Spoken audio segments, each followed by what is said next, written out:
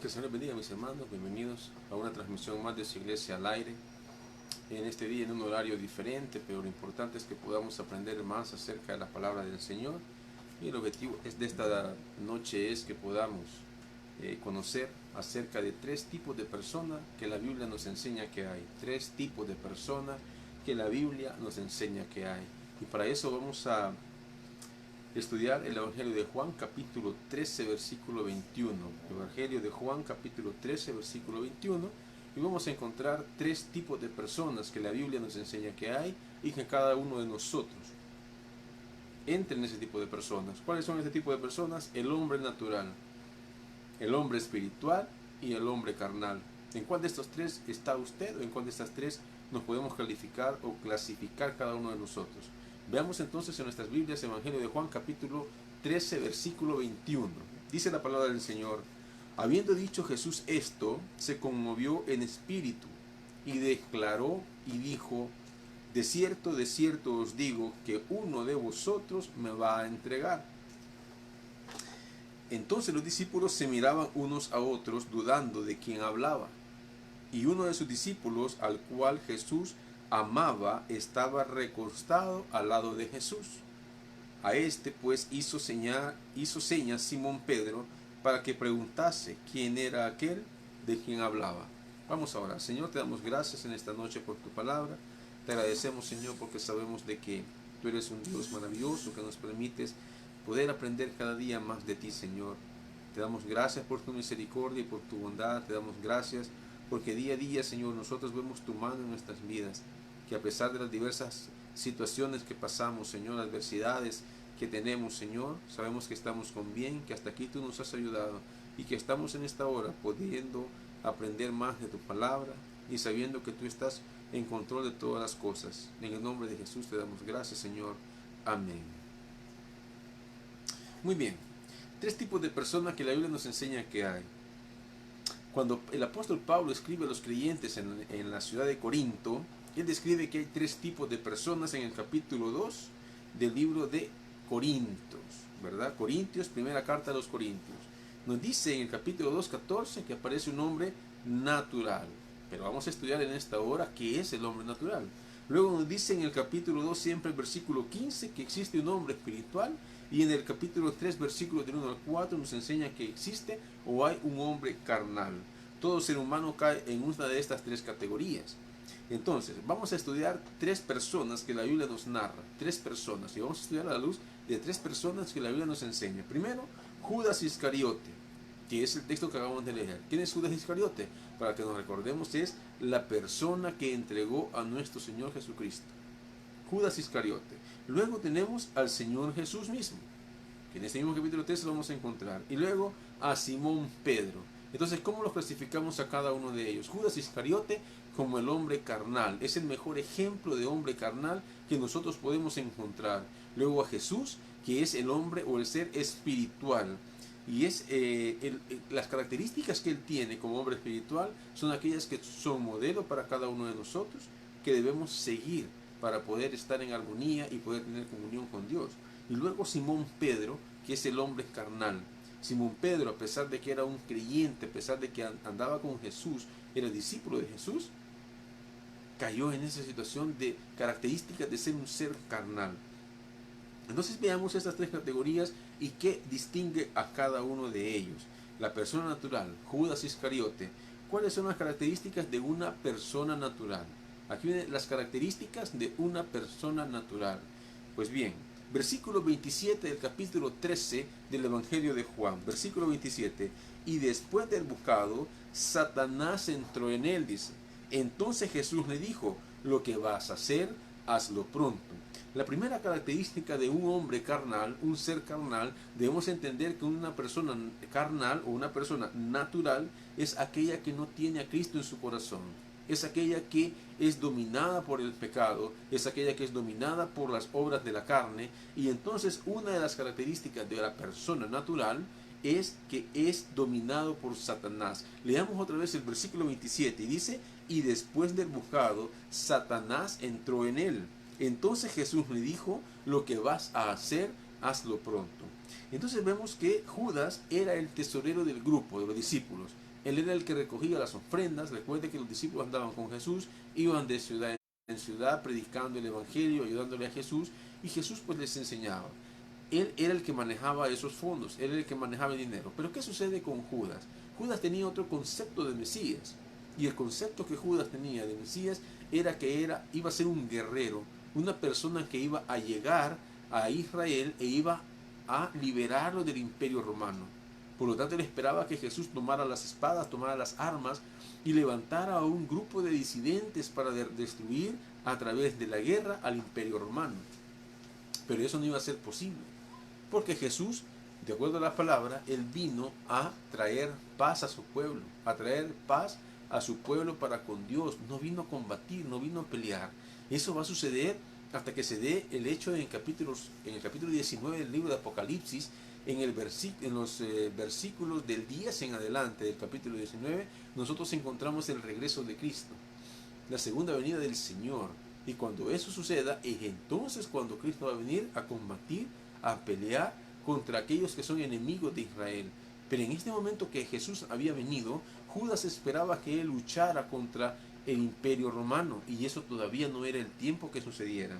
Entonces, debido a eso, nosotros encontramos de que él comenzó a dudar de que Jesús era el Mesías, pero comenzó a ser dominado por Satanás entonces.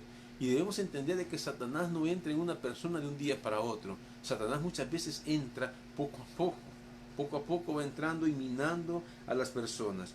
Lo primero que debemos dejar claro es que no llega a dominar la vida de alguien de noche a la mañana, sino que está pensando en la mente de la persona. Recuerde que el campo de batalla muchas veces es la mente de la persona. El hombre natural, aquel que no quiere nada con Dios, lucha con su mente. Por ejemplo, cuando usted le presentan el Evangelio, cuando usted le presentan el plan de salvación, el estudio bíblico, usted piensa en su mente, eso es mentira, eso no es de Dios, eso no es cierto. Está luchando en su mente en que si cree o no cree acerca de la palabra que se le está enseñando. En ese sentido, Satanás entra y mina. Recuerden lo que sucedió en el jardín de Edén. A Eva le dice, de cierto no morirás. Empezó a luchar con la mente de ella, de tal manera que Pablo nos enseña que Eva fue engañada. Eva fue engañada al final. ¿Pero por qué? Porque dejó dominarse y no logró sostener las convicciones que ella tenía de lo que Dios les había enseñado. Entonces, al pasar los meses, Judas se dio cuenta de que Jesús no tenía intención de combatir con el imperio romano. Estamos en la primera característica de un hombre natural, un hombre carnal, un hombre que no quiere nada con Dios. Lo primero es que es dominado por Satanás. Y entonces, al pasar de los meses, Judas se dio cuenta de que Jesús no tenía ninguna intención de combatir al imperio romano y de mucho menos de liberar al pueblo de Israel de ellos. Eso debe haber sido una gran decepción para él, y Satanás comenzó a usar eso. Muchas veces nosotros entramos en aquella situación de que oramos y nosotros oramos y pedimos a Dios, y resulta que Dios no nos responde. Entonces es cuando nosotros empezamos a dudar, ¿será que Dios me escucha? ¿Será que Dios en verdad me ama? ¿Será que Dios en verdad va a responder a las peticiones de mi corazón? Y empezamos a dudar. Entonces no se le olvide, la mente es el campo de batalla de Satanás y no entra de un día para otro. Aquellas dudas que llegan a su corazón, aquellas dudas que llegan a su mente, tiene que tener en cuenta usted que no vienen de Dios. Esas dudas no vienen de Dios. Dios le va a dar paz, tranquilidad, fortaleza. Le va a dar aquella convicción de que a su tiempo todo va a suceder, a su tiempo Dios va a responder. Segundo, la tentación de tomar dinero de la bolsa. No se sabe cuándo comenzó a robar. Ojo, Judas comenzó a robar, comenzó a tomar dinero de la bolsa. Recordemos que él era el tesorero de los discípulos. Él recogía las ofrendas para ir a evangelizar. Pero ¿qué sucede? Llegó un momento en que comenzó a tomar dinero de esa bolsa. Pero no sabemos cómo sucedió ni cuándo sucedió. Es decisión de sustraer dinero de la bolsa, aumentó el control de Satanás. Ojo, ahí aumentó. Si dejamos nosotros que Satanás empiece a dominar nuestra mente, va a llegar a dominar nuestro corazón también. Él no se puso a pensar de que ese dinero era para la comida de los discípulos, era para cuando Jesús decía, ayudemos a comer a todas estas personas, ¿verdad? O sea, algo tenían que andar, algo tenían que llevar para comer en su momento, y ese dinero servía para muchas cosas. Pero él comenzó a sustraer el dinero, se le olvidó en su corazón de que no solamente era él el que necesitaba, sino también todas las personas y los discípulos que andaban con Jesús en ese momento. Entonces, el hecho de robar era un mandamiento que la ley judía prohibía. La ley mosaica prohibía, no robarás. Y él comenzó a robar. Comenzó entonces Satanás a minar su corazón también. Cuando caemos ya en esa situación, hay muchas veces que debemos reflexionar y recapacitar, pero muchas veces el corazón del hombre, el corazón cuando está dañado no piensa, el corazón muchas veces cuando está resentido no piensa, y decimos cosas de las cuales muchas veces nos vamos a arrepentir en el futuro. La mente cuando ya está corrompida por Satanás no piensa. Ahora, recuerde una cosa, estamos hablando de una persona que no tiene el Espíritu Santo dentro de su corazón, que no tiene el Espíritu Santo que le redarguye y que le dice, no hagas esto. Una persona a quien no tiene convicciones, una persona que no tiene esperanza. Y esa es la gran diferencia que tenemos que hacer también al final de todo, cuando nosotros debemos entender que cuando nosotros somos el hombre natural, cuando éramos hombres naturales, hacíamos y deshacíamos y no nos importaba nada. Pero recordemos ahora que Jesús está en nosotros. Nosotros ya no podemos ser hombres naturales. No podemos ser personas que no nos importe lo que sucede. Debemos aprender, dice la palabra, resistid al diablo y él huirá de vosotros. Eso dice la palabra, resistid al diablo. No tenemos que huir nosotros del diablo, sino que nosotros tenemos que resistirlo, pero con la palabra. El hombre natural no tiene esperanza. Aquella persona que no ha recibido del Señor no tiene esperanza. Y siempre he dicho yo, Satanás no anda detrás de esa persona. Satanás anda detrás del creyente, anda detrás de aquella persona que tiene convicciones, anda detrás de aquella persona que dice yo voy a ir al culto, pase lo que pase. Es aquella persona que dice yo voy a leer la palabra de Dios, pase lo que pase. Es aquella persona que dice yo no voy a dejar mi iglesia, pase lo que pase, no voy a dejar a Cristo.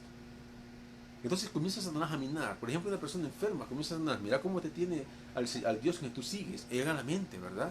A luchar diariamente. Mira cómo estás sin trabajo y tú sigues al mismo Dios. Déjalo. Satanás está luchando contra usted en esa mente. Entonces cuando Jesús sabía todo esto y a pesar de ello trató de ganarle a Judas. Y Jesús hizo varias cosas para que Judas dejara su manera de vivir. Imagínese usted, así como esta noche, probablemente usted está pasando diversas situaciones y Jesús le está llamando a usted. Jesús me habla y me dice, a pesar de lo que estás pasando, aquí estoy, a pesar de lo que estás pasando, yo te amo. Y Jesús hizo algo con Judas, hizo 4 cosas con Judas para que Judas dejara de ser un hombre natural y creyera en Jesús y de verdad le siguiera como un discípulo. Primero, le lavó los pies. Imagínense que Jesús, en primer lugar, le lavó los pies. Versículo 5 del capítulo 13 dice, luego puso agua en un lebrillo y comenzó a lavar los pies de los discípulos y a enjugarlos con la toalla con que estaba ceñido. ¿Se da cuenta? Primero le lava los pies en señal de que él se podía humillar ante ellos. En señal de que Jesús podía, no importaba su situación, su estatus de Dios, él podía bajar y nosotros tenemos que hacer lo mismo también. Nosotros podemos humillarnos ante la presencia de Dios, humillarnos ante las demás personas. Ojo, humillarse no es dejarse de hacer las cosas, sino no sentirse más que los demás. Es decir, lo opuesto a la soberbia. Jesús se humilló ante ellos. Y por eso dice Filipenses que se humilló a lo sumo, haciéndose, dejando la forma de Dios, haciéndose en forma de hombre. Por lo tanto, hizo eso con Judas, le demostró que se podía humillar y se demostró que a pesar de que él lo que era, él podía hacer eso. Y le dice a él, o le invita, mejor dicho, que él hiciera lo mismo con sus hermanos. Segundo que hizo Jesús con Judas, lo segundo que hizo fue, lo invitó a sentarse a su lado. Imagínese usted. Jesús le invita a sentarse a su lado, Jesús le invita, le llama y le dice, tú puedes ser, te presento el plan de salvación, pero a la vez tú puedes ser llamado hijo de Dios a partir de ahora. O sea, algo maravilloso, lo invita a sentarse con Él. Jesús nos invita esta noche a que podamos estar junto con Él, porque somos llamados hijos de Dios y que Él nos ha librado y nos ha salvado de todas nuestras faltas. Luego, en tercer lugar, anunció públicamente que sabía que sería traicionado por uno de los 12. O sea, todavía le dijo, yo ya sé quién eres. Ya sé que uno de ustedes me va a traicionar. Le dio la oportunidad de arrepentirse. Ya le había lavado los pies, ya le había dicho sentate a mi lado. Y aún así, sabiendo que lo iba a traicionar, imagínese usted, le dice sentate a mi lado. Y por último lo que hizo, le dijo directamente a él, yo sé que tú eres. Todavía le dio la oportunidad de que él se pudiera salvar. Le dio la oportunidad de que él pudiera aceptar a Jesús y decir, yo te acepto a ti y ya no voy a hacer lo que he estado sintiendo en mi mente de que tengo que traicionarte, de que tengo que entregarte. Pero al final Jesús le dice, bueno, debido a que se resistió a ese llamado, debido a que a pesar de que vio lo que vio, le dijo lo que has de hacer, hazlo pronto. Entonces, Pablo afirma que no conoce que si una persona no conoce a Cristo, está siguiendo la corriente de Satanás. Efesios 2:2 nos enseña eso. Pablo afirma que si usted no sigue a Cristo, entonces usted sigue a Satanás. No puede servir a los señores, dice la palabra. El hecho que usted diga, yo no estoy en ninguna religión, yo no sigo nada, yo creo en Dios, pero su vida no está conforme a lo que la Biblia enseña, entonces usted no sigue a Dios. Y todo lo opuesto de Dios dice que es de Satanás. Entonces nosotros debemos entender que debemos de seguir a Dios. El hombre natural es aquella persona entonces que no quiere nada con Dios. Están cometiendo pecado y siguen en el pecado. Se gozan del pecado, disfrutan el pecado y no le importa lo que Dios pueda hacer. Dios nos llama de muchas maneras y de muchas formas en este tiempo, pero las personas no quieren nada con Dios.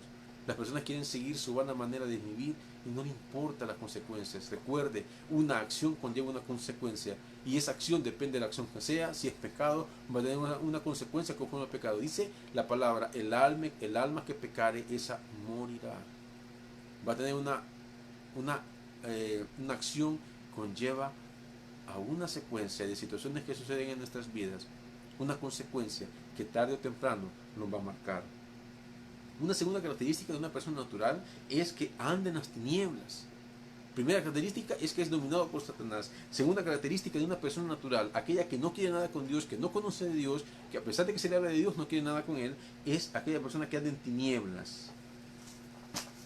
Veamos lo que dice el versículo 30. Cuando él pues hubo tomado el bocado, luego salió y era ya de noche.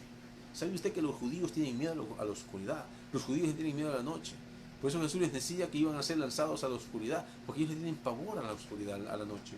Y entonces Satanás, cuando nosotros vemos que andaba en tinieblas, es una descripción física de que su vida estaba en oscuridad, que su vida estaba en la frente en contra de Dios, que a pesar que Dios le estaba llamando, él estaba viviendo en un mundo de oscuridad.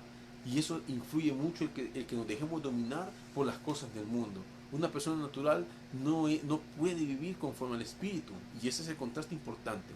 Si usted sigue viviendo en las cosas del mundo, si usted disfruta del mundo, usted puede estar en la oscuridad y en tinieblas en esta hora.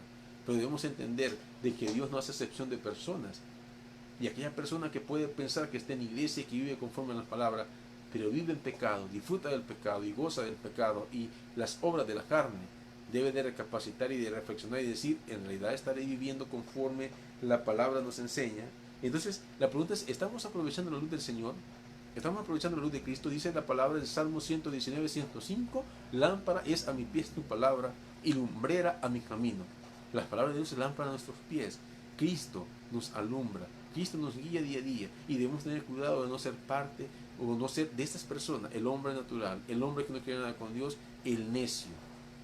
Luego, la segunda persona que encontramos en la palabra, tres tipos de personas, el hombre natural, el hombre espiritual, el ser espiritual. La pregunta va a ser, ahorita vamos con el hombre natural, hoy vamos con el ser espiritual, el hombre espiritual. Usted tiene que empezar a reflexionar y decir, ¿en cuál de esas categorías estoy yo?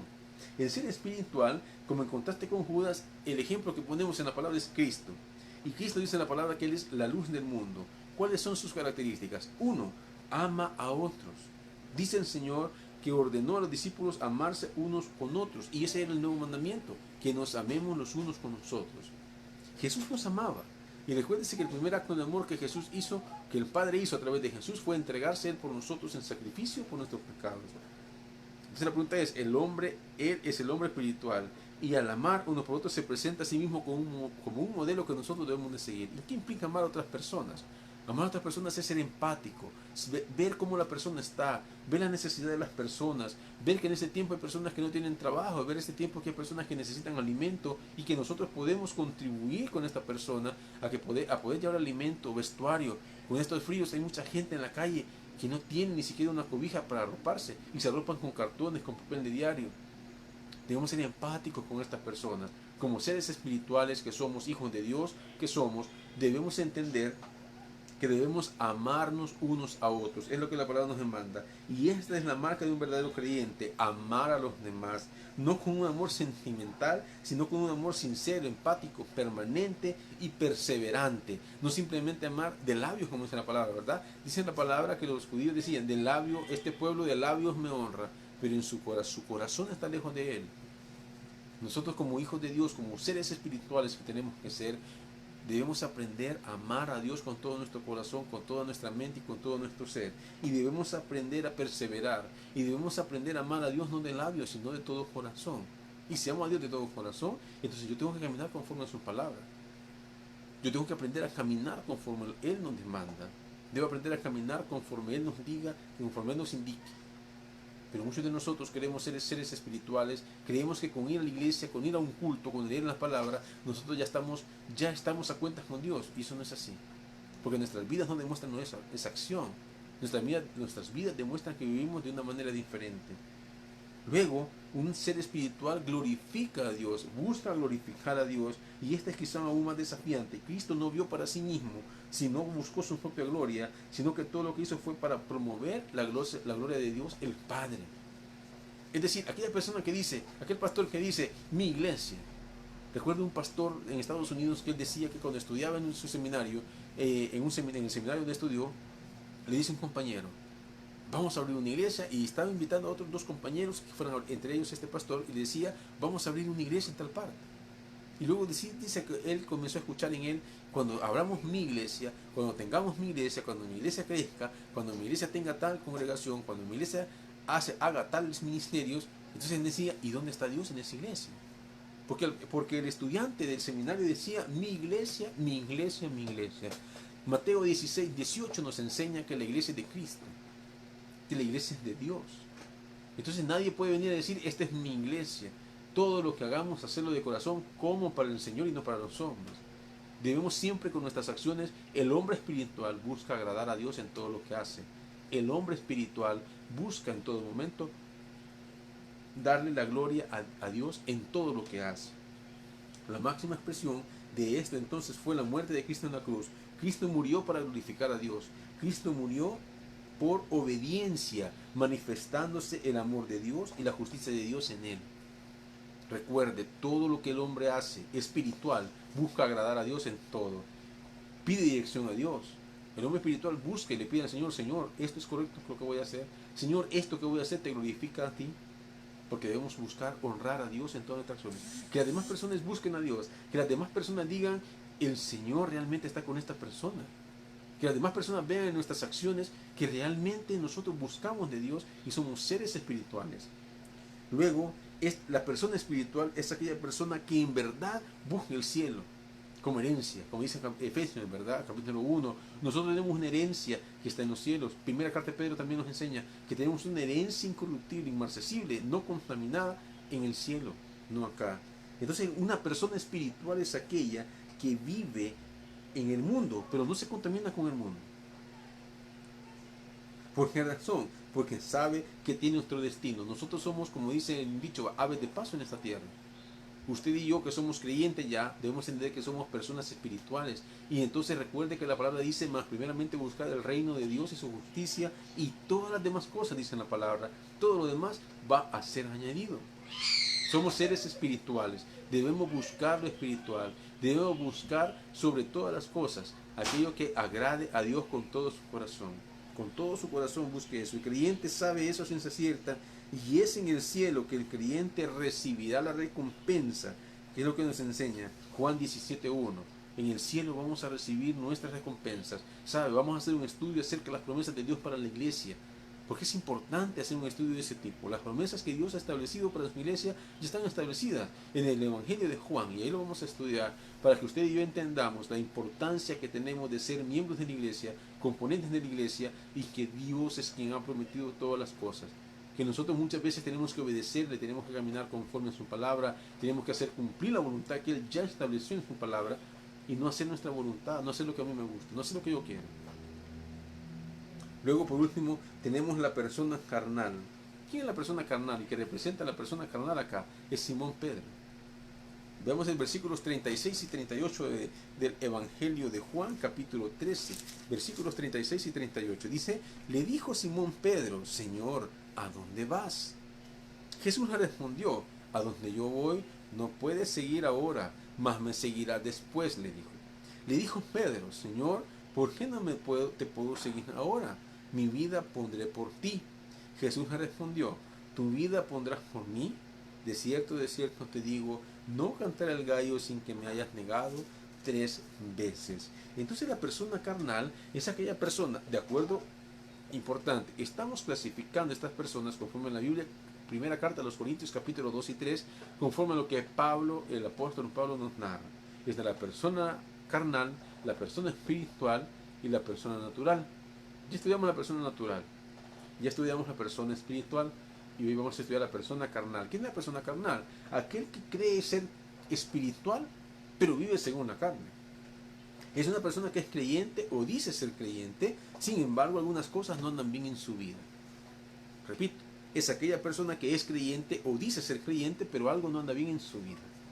Entonces, Pedro, ponemos de ejemplo a Pedro acá, porque Pedro era discípulo de Jesús, pero Pedro dice, voy a hacer esto, voy a hacer lo otro, pero en la práctica no lo hizo. Algo dudaba él, en algo estaba dudando él. Y entonces dice que la primera característica de una persona carnal, que es aquella que dice ser creyente, que cree que es creyente, pero tiene ciertos problemas en su vida, se jacta de su amor por Dios. Es aquella que dice, yo amo al Señor, yo al Señor aquí no lo dejo, yo al Señor aquí cuidadito que le vaya a fallar, etc. Simplemente se jacta de ello y se compara con los demás, dando a entender que él ama más a Cristo que los demás. Dice, mi vida pondré por ti, dice. O sea, se va a sacrificar él, pero en la práctica no lo hace. Se jacta entonces de lo que él puede hacer con el Señor. Pero la realidad es la otra. Se engañaba a sí mismo. Es fácil hablar diciendo que amamos a Cristo. Es fácil hablar eso. Pero en la práctica, ¿qué estamos haciendo? Dañando a los hermanos, dañando a la iglesia, dañando a las demás personas. Por lo tanto, esta persona es tremendamente débil espiritualmente. ¿Sabe usted que muchas de las pruebas que vienen a nuestras vidas son para hacernos fuertes espiritualmente? Son para saber dónde está nuestro corazón. Son para saber si usted realmente sigue al Señor y llama al Señor como una persona espiritual. Pero son débiles espiritualmente muchas personas. Una característica entonces es que le dice, yo voy a entregar mi vida por ti. Pero ¿qué sucedió con Pedro? Lo negó 3 veces como Jesús me había dicho. Era débil espiritualmente. Entonces Jesús le dijo, donde yo vengo, tú no puedes venir, me dijo. ¿Por qué? Porque todavía te va a faltar entrenamiento aquí en la tierra, para que cuando ya estés entrenado, ya estés listo, entonces vas a venir donde yo estoy. Muchos de nosotros estamos pasando diversas adversidades, diversas pruebas, porque estamos siendo probados en nuestro corazón. Porque nuestro corazón es necesario que sea fortificado, le vamos a decir, fuerte. Un corazón que esté lleno de convicciones y que no se va a mover por ninguna circunstancia. Un creyente carnal es muy débil espiritualmente y por lo tanto no está listo para el cielo. Judas salió a la noche de la noche, pronto estaría muerto e iría a enfrentar el juicio de Dios. Pero Pedro dijo que estaba dispuesto a morir, pero en realidad no estaba listo para morir. Escuche eso. Una cosa es que usted esté dispuesto a morir y otra cosa es que esté listo a morir. Muchos de nosotros podemos decir, yo estoy listo para morir. Y en realidad cuando ya la muerte se acerca, dicen, no, mejor no. Muchas personas creen que están listas para ir al cielo, pero en realidad no están listas. Muchas personas anhelan que Jesús venga allá, pero en realidad no están preparados para recibirlo.